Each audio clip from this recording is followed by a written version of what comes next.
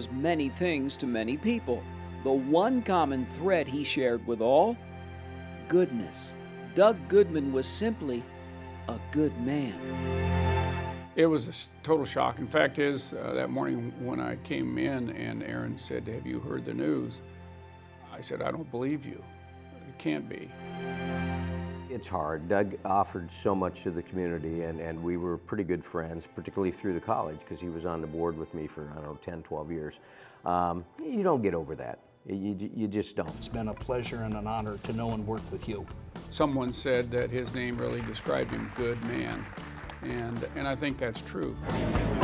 When we would go to statewide community college meetings, he would know everybody. I mean, he took time to meet people and to know them.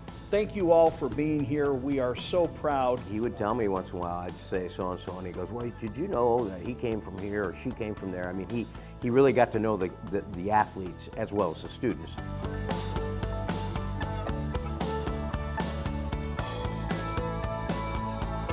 He was a great board member, very thoughtful, and very interested in the college. I mean, he attended all kinds of activities. I can't even list them all. And for the Reapers from Council Iowa. When he first told me that he was a big, huge wrestling fan, and that he goes to the national tournament, NCAA, every year, I mean, I did. I looked up and said, "Really, you're a wrestler?" Because Doug didn't really have the physique, if you will. And he and I would sit by the edge of the mat, and that was great. And I coached high school wrestling for 18 years, so I'd chirp at the ref once in a while. Doug, I can remember, he said, "Shut up, they'll kick us out of here." They were in some wooded area apparently and had this tent that they set up, and they got in that and they dropped the flap in the front, and this friend starts calling turkeys, and supposedly it was a turkey mating call of some sort, and that would attract the turkeys to come.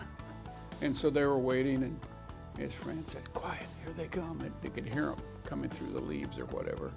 And he said the next thing he knew, turkey stuck his head, there was a slot in the back of the tent, his head in the tent, and Doug said, "I didn't know what to do, if he was there for mating or what was going on."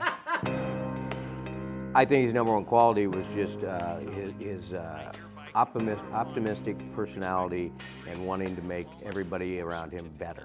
If you would please be seated until you're escorted to the stage. You know, that's how you have to remember him. You have to remember him as somebody who did things for this college and did things for this community. And that's the only way you can remember him. Brandy K. Espin. What Doug would tell us is, now go out and do good for the community, as he did. Obviously, he's going to be remembered as the great person that he was. He was 62 years old, many of those years spent in the service of others. He was many things to many people. Doug Goodman was simply a good man.